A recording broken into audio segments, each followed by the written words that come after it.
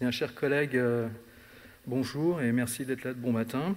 Donc, je vais vous présenter les résultats d'une étude franco-japonaise ou japono-française, c'est selon. Les données sont japonaises, mais l'idée de l'étude et l'analyse sont françaises. Voici mes liens d'intérêt. Alors, comme vous le savez, la cholangite biliaire primitive est une maladie progressive du foie qui expose les patients au risque de cirrhose et donc de décès par insuffisance hépatique ou cancer du foie. Le traitement de référence universel de cette maladie est l'acide ursodesoxycholique.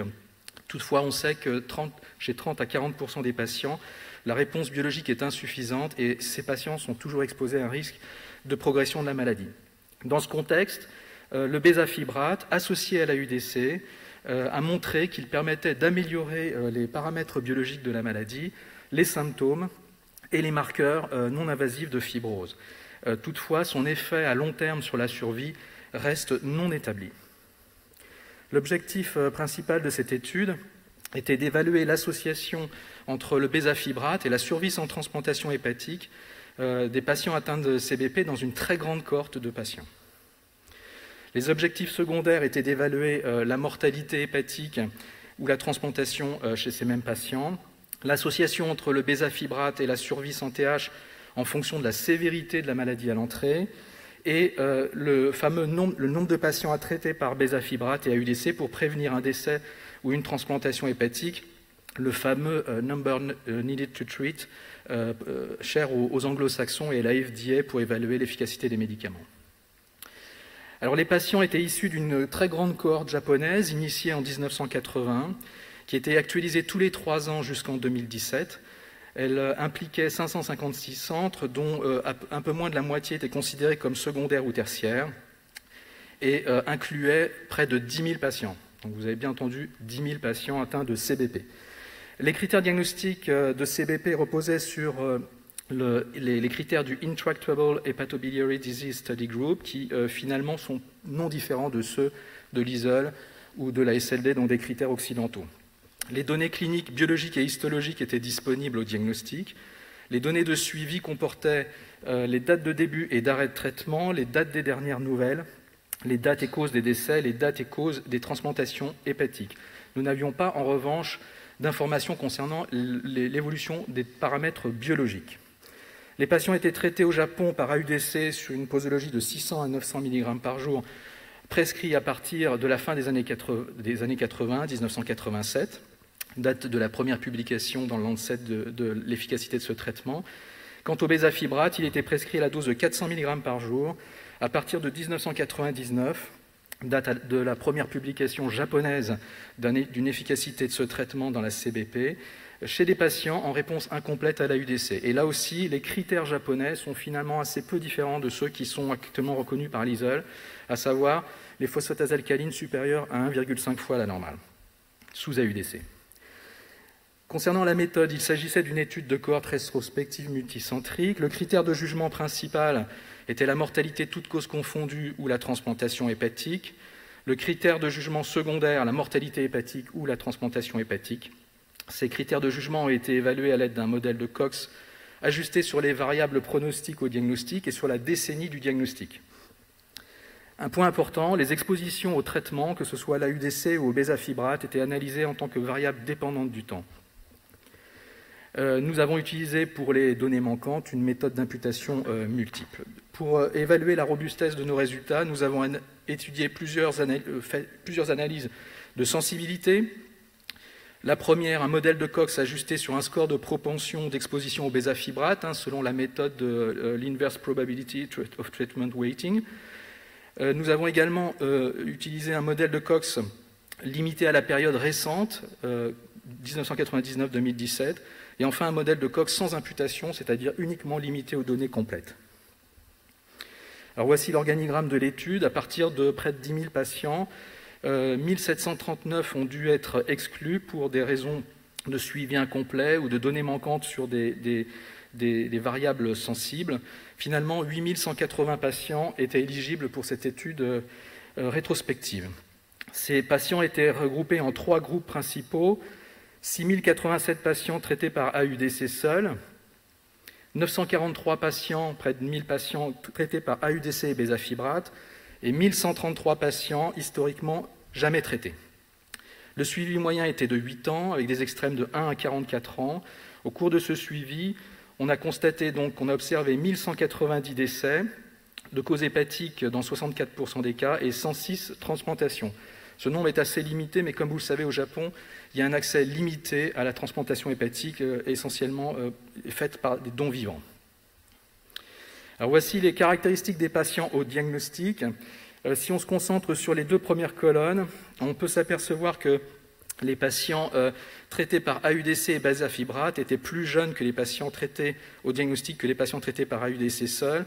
Ils avaient des taux de phosphatase alcaline au début du traitement plus élevés également. Ils étaient plus souvent diagnostiqués dans la période récente, à partir de 1999, et étaient plus souvent suivis dans des centres tertiaires.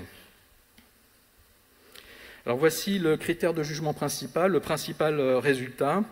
Donc le modèle de Cox a ajusté sur les variables pronostiques à l'entrée et après imputation des données manquantes. Vous pouvez voir que le traitement associant AUDC et bézafibrate, lorsqu'il était comparé à l'AUDC seul, était associé à une réduction d'environ 77% du risque de décès, toutes causes confondues, ou de transplantation hépatique. C'était évidemment très significatif.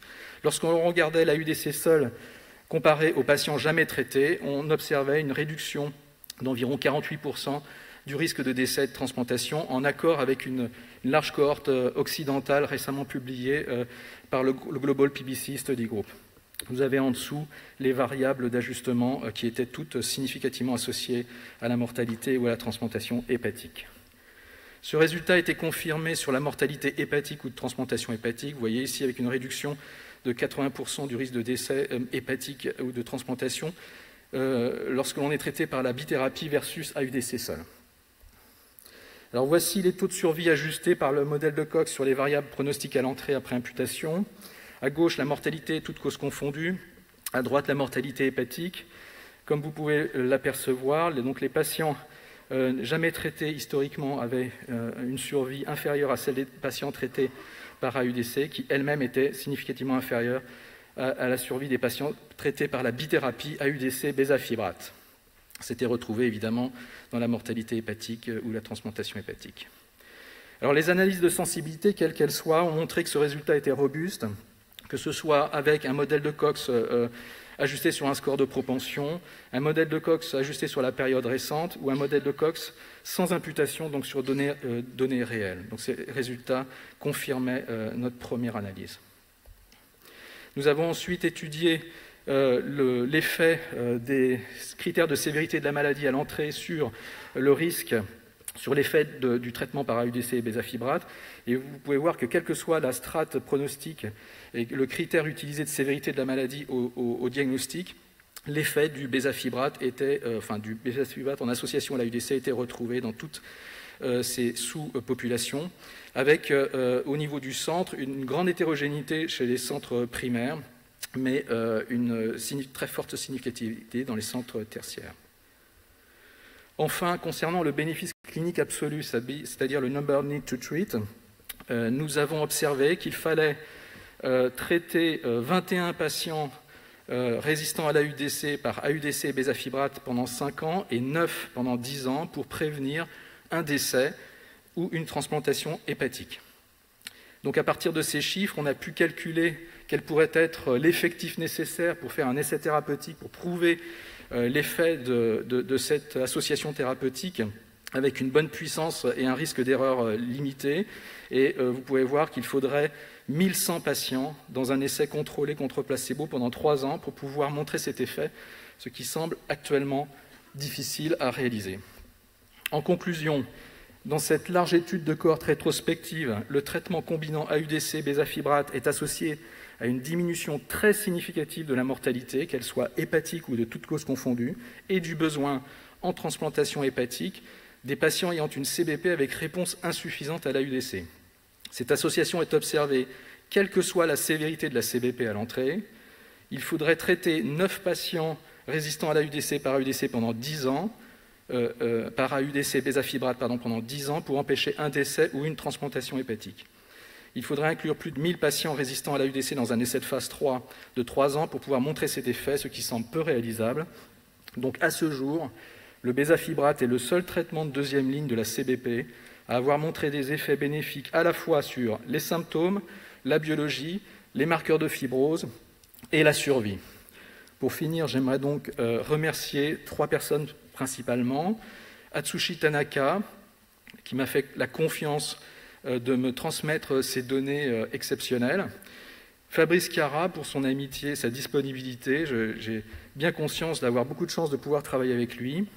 Et Bettina Hansen, qui est la coordinatrice du Global PBC Study Group. Et cette étude est née dans une discussion entre nous 3, nous 4, au cours d'une des sessions du Global PBC Study Group. Je vous remercie.